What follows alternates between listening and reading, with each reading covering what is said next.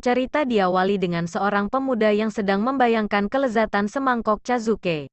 Chazuke adalah hidangan sederhana dari nasi yang diberi lauk ala kadarnya. Kemudian dituangi teh hijau atau kuah kaldu hangat. Namun kenyataannya, sekarang pemuda tersebut hampir mati kelaparan karena satu dan lain sebab. Pemuda berambut putih tersebut bernama Atsushi Nakajima. Ia baru diusir dari panti asuhan 2 minggu yang lalu.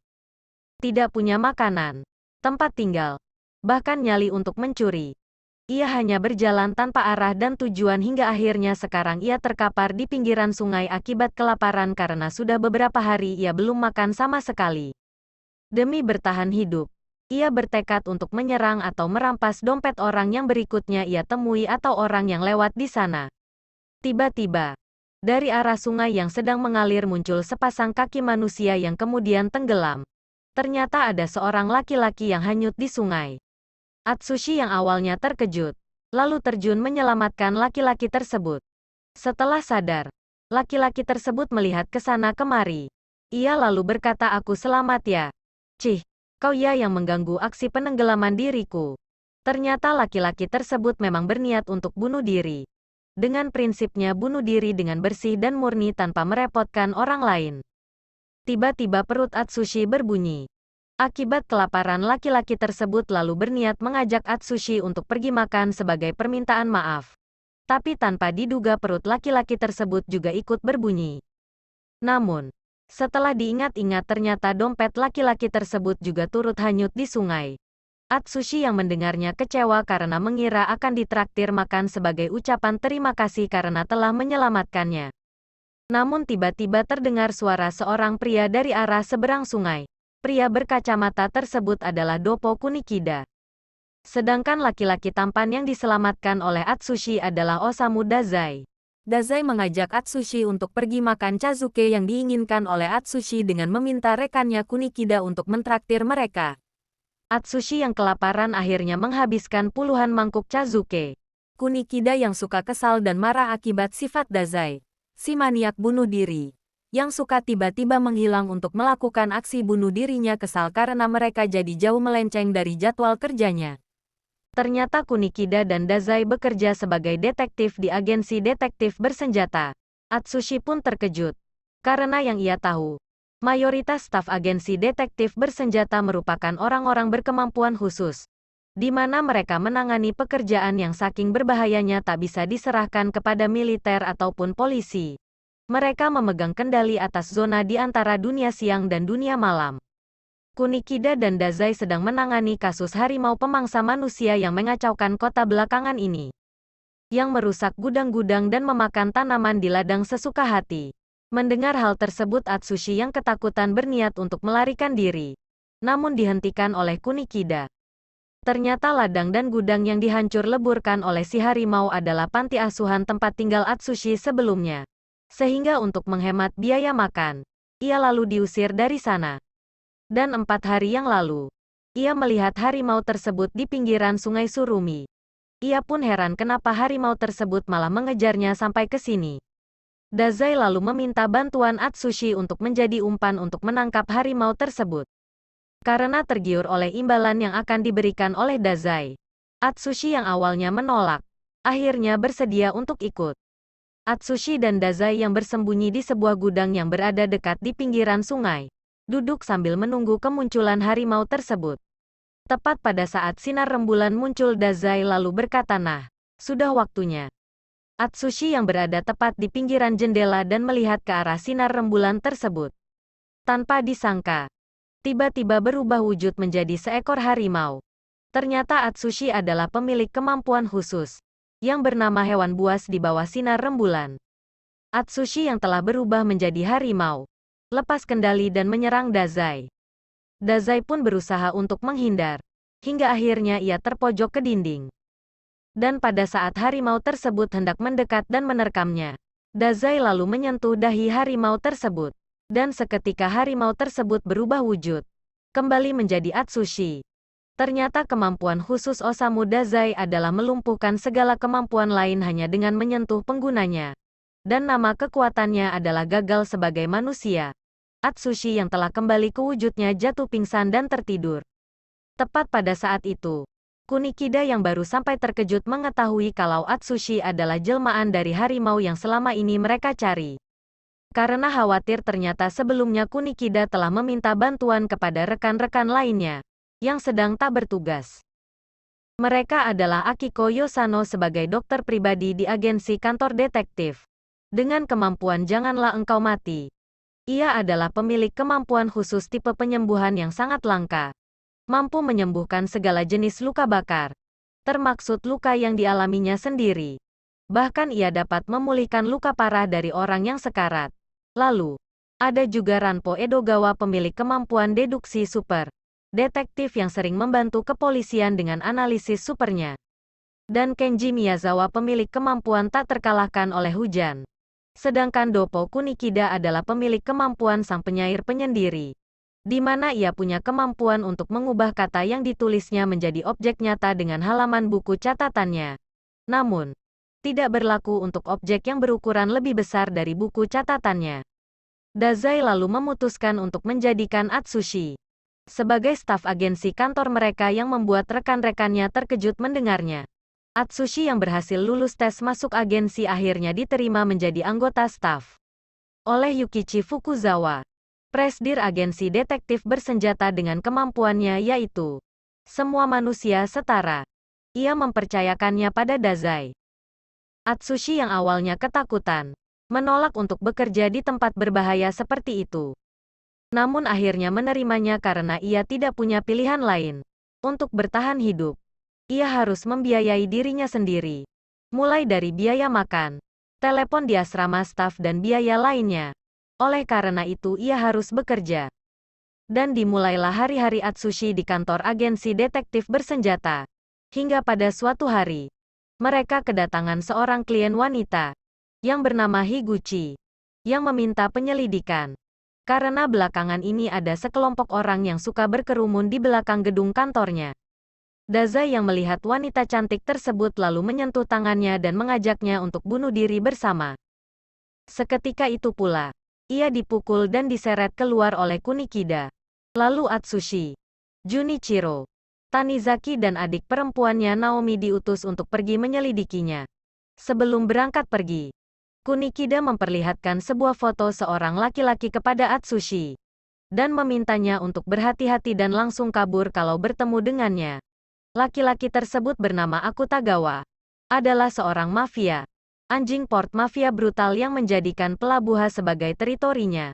Bahkan agensi detektif mereka pun tak sanggup menghadapi pria ini, karena ia memiliki kemampuan khusus spesialis pembantaian. Kunikida sekalipun enggan untuk bertarung dengannya. Sesampainya di lokasi yang ditunjukkan oleh Higuchi, Tanizaki merasakan adanya suatu keanehan. Gedung yang ditunjukkan oleh Higuchi berada di suatu area gang yang sempit, sehingga tidak memungkinkan adanya tempat untuk melarikan diri. Karena biasanya para pelanggar hukum itu adalah orang-orang pengecut yang selalu mempersiapkan jalan kabur di tempat transaksi mereka.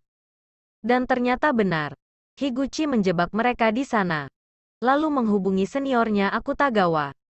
Higuchi lalu menodongkan senjatanya dan melepaskan rentetan tembakan ke arah mereka. Ternyata, Naomi melindungi kakaknya dari rentetan tembakan tersebut. Dengan dirinya sendiri menjadi tameng pelindung kakaknya. Ia pun terluka parah dan terjatuh pingsan. Tanizaki yang panik melihat adiknya bersimbah darah, tidak menyadari kehadiran Higuchi, yang telah berdiri di belakangnya dan menodongkan pistol ke arah kepalanya.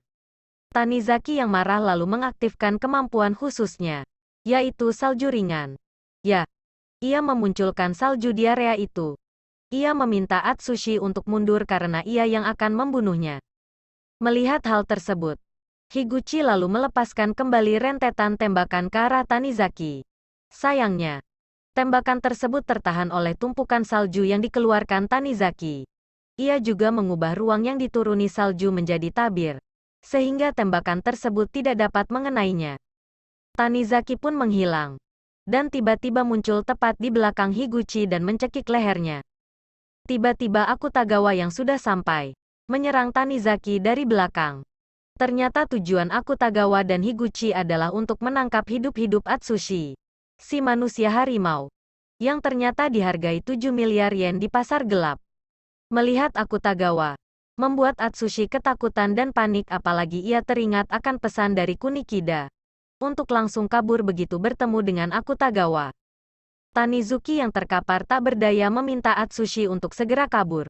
Namun, Atsushi yang teringat kembali akan perkataan Kunikida agar tidak melakukan hal yang bisa mencemari nama agensi. Ia lalu maju menerjang Akutagawa. Ia meraih senapan milik Higuchi yang tergeletak di tanah. Lalu menembak Akutagawa. Sayangnya tembakan tersebut tidak mempan karena monster hitam milik Akutagawa menangkisnya. Monster tersebut adalah pemangsa segala. Ia bahkan akan memangsa ruang itu sendiri. Dia memangsa sebagian ruang yang tercipta sejak peluru diletuskan dari pistol sampai mendarat. Asal ruangnya terputus, tombak maupun api tidak dapat mencapai atau melukai Akutagawa. Lalu dengan seketika monster hitam tersebut memangsa kaki Atsushi. Atsushi yang kesakitan mulai terbayang-bayang akan ingatan masa lalunya. Akibat lepas kendali ia mulai berubah menjadi manusia harimau. Ia mulai menyerang Akutagawa. Namun monster hitam milik Akutagawa tersebut berhasil melukainya. Anehnya, luka Atsushi dalam seketika menjadi sembuh. Bahkan kakinya yang terputus tadi mendadak sudah utuh kembali. Ya, tubuh Atsushi memiliki kemampuan regenerasi yang tinggi. Di tengah pertarungan tiba-tiba Dazai datang dan menghentikan mereka dengan menyentuh monster hitam Akutagawa dan Atsushi yang telah berubah menjadi harimau. Dalam seketika, kemampuan khusus mereka hilang. Ternyata Dazai yang dari awal curiga terhadap Higuchi, pura-pura mendekatinya untuk memasukkan alat penyadap suara ke dalam tasnya. Melihat kedatangan Dazai, Akutagawa kali ini memilih untuk mundur. Karena ia mengenali Dazai sebagai mantan mafia. Atsushi yang berhasil selamat pada waktu itu mulai khawatir dan cemas. Kalau Port Mafia akan datang menyerang agensi kantor detektif tempat ia bekerja. Apalagi ketika ia melihat Kunikida, yang biasanya tenang menjadi panik. Ia lalu memutuskan untuk pergi meninggalkan kantor. Akan tetapi di lain pihak, Higuchi yang masih kesal, meminta kadal hitam kelompok penyerang Port Mafia untuk menyerang kantor detektif Ryuro Hirotsu, pemimpin kadal hitam. Bersama Jin, Michiro Tachihara dan para anak buahnya, masuk menyerang kantor detektif. Atsushi yang berada tidak jauh dari sana. Karena mendengar rentotan suara tembakan, ia lalu bergegas kembali ke kantor detektif. Namun, ketika membuka pintu, hal mengejutkan yang ia lihat di sana adalah para mafia tersebut, yang ternyata sudah berhasil dikalahkan oleh para rekan-rekannya. Mereka tergeletak pingsan di sana-sini. Kunikida yang melihat Atsushi kembali, lalu memintanya untuk membantu beres-beres. Ternyata alasan kepanikan Kunikida adalah ia malas diserbu karena harus membereskan peralatan yang rusak dan membeli peralatan baru. Dan pasti bakal dikomplain oleh penghuni lantai bawah. Selain itu, jadwal kerjanya pun menjadi berantakan. Atsushi baru sadar. Ternyata agensi kantor detektif jauh lebih berbahaya daripada mafia. Atsushi lalu membantu Kunikida membereskan barang-barang yang berserakan. Namun, ia heran dengan sikap Ranpo yang suka seenaknya dan menyombongkan dirinya dengan kemampuan khusus yang dimilikinya, yaitu deduksi super. Hingga akhirnya, setelah menemani Ranpo dalam menyelidiki suatu kasus di kepolisian, dari Osamu Dazai, yang tidak sengaja ia temui di lokasi kejadian, karena sedang menghanyutkan diri di sungai. Atsushi mengetahui suatu kebenaran. Kalau ternyata Ranpo bukan pemilik kemampuan khusus. Ia hanya orang biasa, yang tergolong langka di agensi detektif yang berisikan orang-orang berkemampuan khusus. Meski Ranpo sendiri merasakan kalau ia memakai kemampuan khusus tersebut, untuk mengetahui kebenaran suatu kasus. Sebenarnya Ranpo adalah seorang yang jenius. Ia bahkan sudah bisa memecahkan sebuah kasus hanya dalam waktu 60 detik, setelah melihat tempat lokasi kejadian. Dan bisa dibilang Ranpo merupakan salah satu penopang agensi kantor detektif. Itulah alasan kenapa tak ada seorang pun di agensi detektif yang menegur Ranpo atas sikapnya itu. Di malam harinya Osamu Dazai yang sedang melintas di jalanan perkotaan, tiba-tiba dihentikan oleh seorang gadis kecil.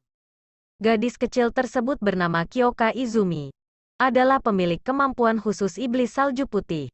Dazai yang terkejut dan tanpa pertahanan pun tertangkap. Ternyata gadis kecil tersebut adalah anak buah Akutagawa. Keesokan harinya Atsushi yang khawatir karena Dazai tidak mengangkat telepon dan pulang ke asrama, bertanya kepada Kunikida. Namun ternyata tidak ada yang mengetahui atau melihatnya. Hingga akhirnya Yosano datang. Ia meminta Atsushi untuk membawakan barang belanjaannya. Karena rekan-rekannya yang lain mendadak sudah bersembunyi dan menghilang untuk menghindari Yosano. Akhirnya Atsushi pun pergi. Ia pun membawakan tumpukan barang belanjaan Yosano. Selesai berbelanja, mereka yang hendak pulang pun naik kereta. Namun, tiba-tiba terdengar suara ledakan dari bagian gerbang depan.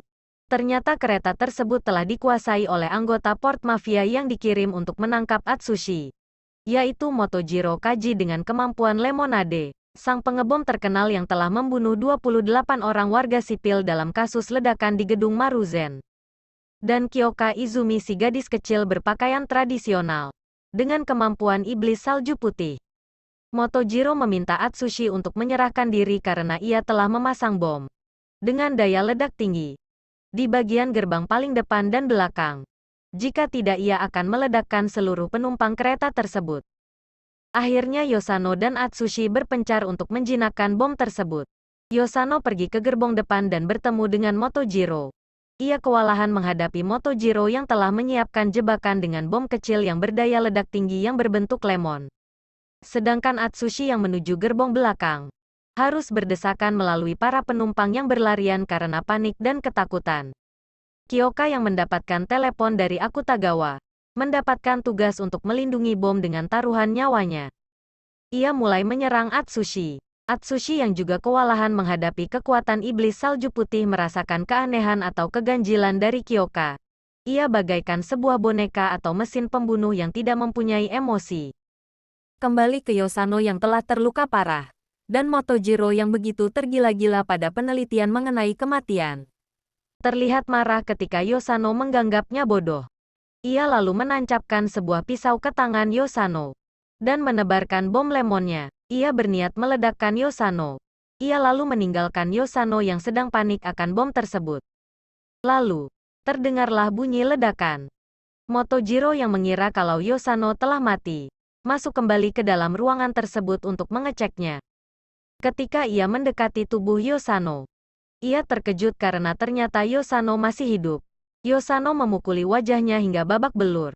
Ternyata Yosano berhasil selamat dari kepungan bom tersebut dan telah menyembuhkan dirinya sendiri. Sedangkan Atsushi yang awalnya kewalahan, akhirnya menggunakan kemampuan khususnya.